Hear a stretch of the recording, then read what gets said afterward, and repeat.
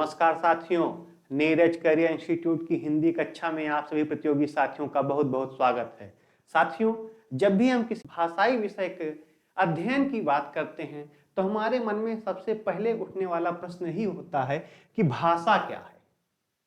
भाषा वह माध्यम या साधन है, जिसके द्वारा मनुष्य अपने विचारों का आदान प्रदान करता है। क्या करता है? अपने विचारों का आदान प्रदान करता है, अर्थात अपनी बातों को दूसरों को बताता है और दूसरे की बातों को सुनता है, उसको ग्रहण करता है। भाषा शब्द संस्कृत की भाष धातु से बना है। किस धातु से बना है? भाष धातु से। प्रश्न यही उठता है, परीक्षाओं में पूछा जाता है कि भाषा शब्द किस धातु से बना है। विकल्प दे देगा, भाष, भाष, भाष। बिहार स्टाइल में 5 विकल्प दे देता है।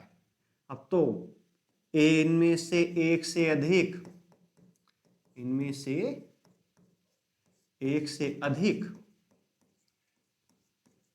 और फिर 5वां विकल्प देगा, इनमें से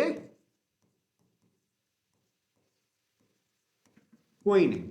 तो आपको इसमें विकल्प चयन करना रहेगा। विकल्प कौन सा आपका सही है? भाष, जिसमें मूर्धन्य सा बना हुआ है। ठीक। अब भाष का अर्थ क्या होता है? भाष का अर्थ होता है बोलना या विचार प्रकट करना। भाष का क्या अर्थ होता है? बोलना या विचार प्रकट करना। जैसे ही हम यह बात कहते हैं कि विचार प्रकट करना, फिर हमारे मन में आता है कि विचार क्या होता है। तो विचार मनुष्य के मन की आध्वर्यात्मक इकाई होती है। क्या होता है? विचार मनुष्य के मन का आध्वर्यात्मक इकाई होता है। आध्वर्यात्मक इकाई से हमारा तात्पर्य क्या है? आ का अर्थ नहीं, ध्वनि का अर्थ आवाज, और आत्मक का अर्थ स्वरूप लिए हुए। आत्मक का अर्थ क्या होता है? स्वरूप लिए हुए। अर्थात विचार क्या है? विचार मनुष्य के मन का आवाज रहित स्वरूप लिए हुए भाव होता है। क्या होता है? आध्वर्यात्मक का क्या अर्थ है? आध्वर्यात्मक का अर्थ है आवाज रहित स्वरूप। क्या होता है? आवाज रहित स्वरूप। तो विचार क्या है? विचार मनुष्य के मन का आवाज रहित भाव होता है। मनुष्य जो मन में सोचता है, जो उसके मन में विचार आता है, उसमें आवाज नहीं होती, वो आवाज रहित होता है। जो मन में आता है वह विचार होता है। जो वाणी पर आ जाता है वह वाचन होता है, और जो कर्मेंद्रियों से क्रियान्वयन कर दिया जाता है वह कर्म होता है। इसी को कहा जाता है मनसा वाचा कर्मणा। हमारे यहाँ कहा जाता है कि हम अपने किसी भी कार्य से, मन से, वाणी से किसी को कष्ट न पहुंचाएं। उसी को एक शब्द में कहा जाता है कि हम मनसा वाचा कर्मणा, किसी को कोई कष्ट न पहुंचाएं।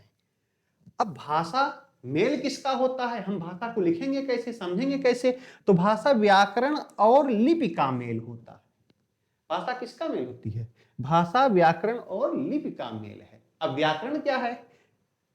अक्षरों, शब्दों, इनके उच्चारण, लेखन व प्रयोग का ज्ञान कराने वाली विधा को व्याकरण कहते हैं। और लिपि क्या है? भाषा के ध्वनि चिन्हों का मानक स्वरूप। अर्थात जब हम ध्वनियों को लिखते हैं तो जिस रूप में लिखते हैं उसे लिपि कहते हैं। जैसे हम कह दिए का, अब का लिखा कैसे जाएगा? तो हमने लिखा का, यह लिपि के सहारे लिखा गया। बोल दिए तो का, लेकिन लिखे हम ऐसे का, तो का कैसे लिखा जाएगा? इसका निर्धारण लिपि करती है। जैसे हमारी हिंदी भाषा की लिपि देवनागरी लिपि है। हिंदी भाषा जिस माध्यम से हम जिस लिपि में लिखते हैं, ऐसे जब जितना लिखा हुआ है यह देवनागरी लिपि में लिखा हुआ है। सभी भाषाओं की अपनी लिपियां हैं, उसी के अंतर्गत उस भाषा को लिखा जाता है, उस भाषा को पढ़ा जाता है। और हम देखते हैं कि भाषा की विशेषताएं क्या होती हैं। भाषा एक अर्जित संपत्ति है। भाषा क्या है? एक अर्जित संपत्ति है। अर्जित संपत्ति से हमारा तात्पर्य यह है कि हम भाषा का अर्जन करते हैं, भाषा को सीखते हैं। मातृभाषा तो हमें पता होती है क्योंकि वो हमारे घर में बोली जाती है, लेकिन उनमें व्याकरण नहीं होता जो घर में बोली जाती है, वह बोलना अलग होता है। जब हम किसी भी भाषा को ढंग से बोलते या लिखते हैं तो उसके लिए हमें व्याकरण की भी आवश्यकता होती है, और फिर हम उसका क्या करते हैं? अर्जन करते हैं, उसे हम सीखते हैं। हिंदी बोलने वाला व्यक्ति अंग्रेजी कैसे सीखता है? अर्जन करता है उसका। क्या करता है? उसका अर्जन करता है। फिर भाषा परिवर्तनशील है, थोड़ी थोड़ी दूर पर भाषा बदल जाती है। कहा जाता है कोस कोस पर पानी बदले 4 कोस पर वाणी। उत्तर प्रदेश में हिंदी बोली जाती है, तमिलनाडु में तमिल बोली जाती है, कर्नाटक में कन्नड़ बोली जाती है, पश्चिम बंगाल में बंगाली बोली जाती है। अलग अलग राज्यों में अलग अलग भाषाएं बोली जाती हैं। उत्तर प्रदेश में ही कहीं पर बुंदेलखंडी बोली जाती है।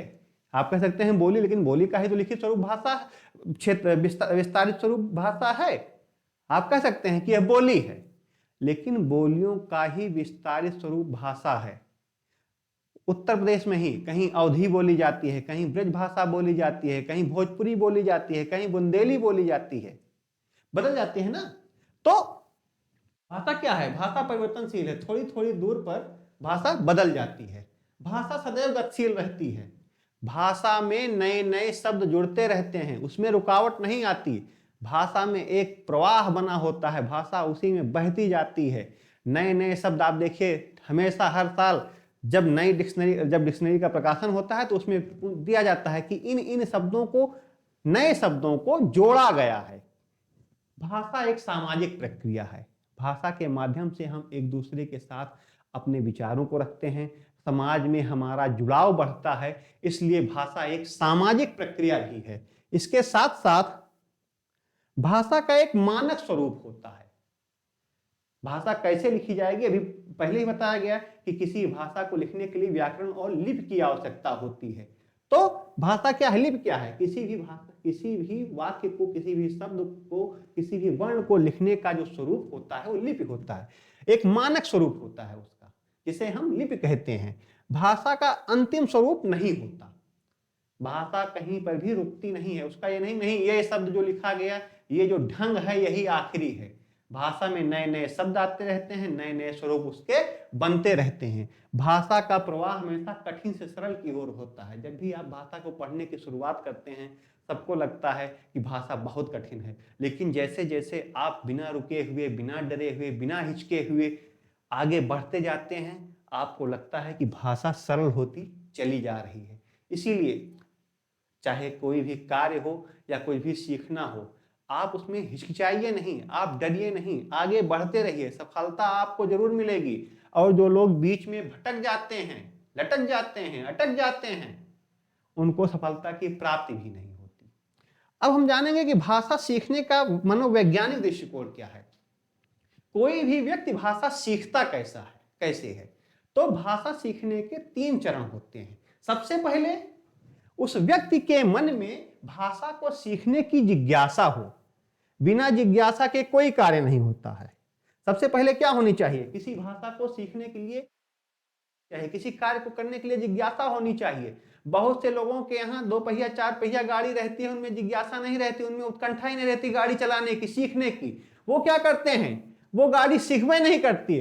और कई लोग गाड़ी दूसरे की मांग कर सीख लेते हैं।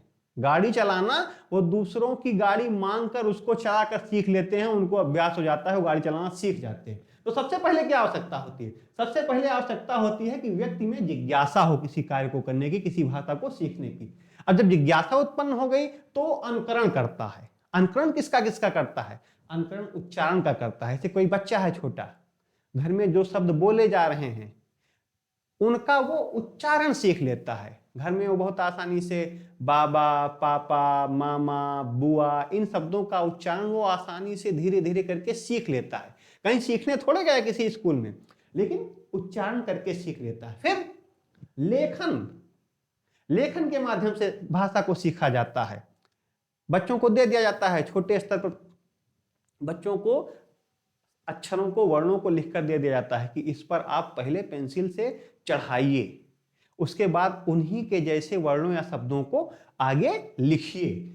जब व्यक्ति के अंदर जिज्ञासा हो जाती है, वह उनका अनुकरण करने लगता है और साथ साथ अनुकरण के साथ उनका कठोर अभ्यास करने लगता है। कल के वीडियो में भी इस पर चर्चा हुई थी कि व्यक्ति किसी कार्य को कब सही ढंग से कर पाता है, किसी भाषा को सही ढंग से कब सीख पाता है, जब वह उसका अभ्यास करता है। बिना अभ्यास के भाषा या किसी भी कार्य की सफलता सुनिश्चित नहीं हो पाती। इसीलिए किसी भी कार्य को करने के लिए, किसी भी भाषा को सीखने के लिए अभ्यास की जरूरत होती है। और जितना अधिक अभ्यास करेगा, जितना ही अधिक शब्दों को दोहराएगा, जितने ही अधिक शब्दों को लिखेगा, उसकी भाषा उतनी ही मजबूत होती जाएगी। किसी भाषा को सीखने का क्रम जो है, जो भाषा को व्यक्ति सीखता है, उसका एक विकास क्रम होता है। किसी भी भाषा को सीखने का एक विकास क्रम होता है जो सुनना, बोलना, पढ़ना और लिखना पर चलता है। सबसे पहले व्यक्ति क्या करता है? सबसे पहले व्यक्ति सुनना सीखता है, सुनता है। सबसे पहले व्यक्ति सुनता है। जब वह सुन लेता है तो उसे बोलने की कोशिश करता है, धीरे धीरे बोलने लगता है। जब वह बोल भी लेता है, अब अगला स्टेप क्या हुआ? अगला स्टेप वो पढ़ना शुरू करता है। और जब वो पढ़ना भी कुछ कुछ सीख जाता है, तब उसे कहा जाता है कि अब आप लिखिए, लिखने की शुरुआत कीजिए। भाषा के विकास क्रम के कितने चरण हुए? भाषा के विकास क्रम के 4 चरण हुए: सुनना, बोलना, पढ़ना और लिखना।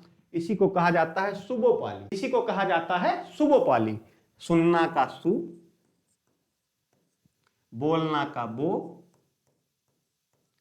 पढ़ना का प, लिखना का ली। एक में लिख दिया जाता है और लिखा जाता है सुबोपाली। सुबहपाली नहीं, सुबोपाली। क्या कहा जाता है? सुबोपाली। अब हम चर्चा करते हैं कि भाषा के प्रकार कितने होते हैं। तो भाषा के कितने प्रकार हैं? भाषा के 3 प्रकार हैं। पहला है मौखिक। क्या है? मौखिक। मौखिक में क्या क्या आता है? मौखिक में आता है सुनना, किसी की बातों को सुनना, मौखिक में आएगा। बोलना, उसका जवाब देना मौखिक रूप से, वो मौखिक में आएगा। किसी की बातों को सुनना, मौखिक। किसी की बातों को प्रत्युत्तर देना उस बात का, या उसकी बात में अपनी बातों को जोड़ना, वो क्या होगा? बोलना होगा। ये भी किसमें आएगा? मौखिक में। भाषा के दूसरे प्रकार में लिखित में उच्चारण होता है। जो पुस्तक में लिखा हुआ है उसका हम उच्चारण करते हैं, वो किसमें आएगा? भाषा के दूसरे प्रकार में लिखित में भाषा जो लिखी होगी उसका वो क्या करेगा? उच्चारण करेगा और उसको लिखेगा। कोई भी बच्चा अगर मान लीजिए पुस्तक में कुछ लिखा है तो सबसे पहले क्या करेगा? उसका उच्चारण करेगा, फिर उसको लिखेगा। और भाषा का तीसरा प्रकार है सांकेतिक, जिसमें लिखा या पढ़ा या बोला नहीं जाता, संकेतों के माध्यम से अपनी बात रखी जाती है। आजकल तो ये चल रहा है।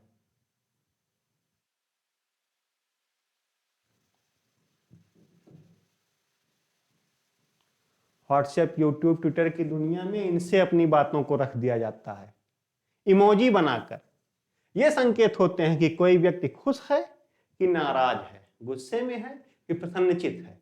इसके माध्यम से लोग अपनी बात रख रहे हैं। तो ये क्या है? ये संकेत दिखाते हैं। आदमी संकेत से व्यक्त करता है कि उसके चेहरे की भाव भंगिमा क्या है, या वह किस तरफ इशारा करना चाहता है, अपनी बात लोगों को कैसे बता रहा है। भाषा के मौखिक और लिखित रूप सरल होते हैं और उन्हें व्यक्त किया जाता है, दूसरों को कहकर, बोलकर, लिखकर इनको हम व्यक्त करते हैं। जबकि सांकेतिक भाषा कठिन होती है। किसी भाषा को, किसी बात को किसी दूसरे को संकेत के माध्यम से समझाना कभी कभी तो बहुत आसान रहता है, लेकिन कभी कभी एक क्लिष्ट हो जाता है। किसी दूसरे को समझाना बड़ा मुश्किल हो जाता है और अव्यक्त होती है, व्यक्त नहीं की जाती है। हम इशारों में अपनी बात कह देते हैं। इसीलिए किसी ने कहा है, जब इशारों की ही बात होती है कि इशारों को अगर समझो राज को राज रहने दो, अर्थात मेरी बातों को, मेरी भावनाओं को आप मेरे इशारों से ही समझ जाइए। उसे शब्द देने की कोई आवश्यकता नहीं है। अब हम वीडियो के अंत में एक बार ये देख लेते हैं कि आज हमने अध्ययन क्या किया। आज हमने सीखा, शुरू से एक बार देख लीजिए, भाषा क्या है? तो भाषा वह माध्यम या साधन है जिसके द्वारा मनुष्य अपने विचारों का आदान प्रदान करता है। भाषा संस्कृत की भाष धातु से बना है। भाषा शब्द संस्कृत की भाष धातु से बना है। भाष का अर्थ बोलना या विचार प्रकट करना होता है। विचार क्या है? विचार मनुष्य के मन की अध्वन्यात्मक इकाई होता है। अध्वन्यात्मक का अर्थ आवाज रहित स्वरूप लिए हुए होता है। और विचार क्या है? अविचार क्या हुआ? विचार मनुष्य के मन का आवाज रहित भाव होता है। व्याकरण में, भाषा में व्याकरण और लिपि का मेल होता है। व्याकरण क्या है? व्याकरण उच्चारण, लेखन व प्रयोग का ज्ञान कराने वाली विधा है, जबकि लिपि भाषा के ध्वनि चिन्हों का मानक स्वरूप है।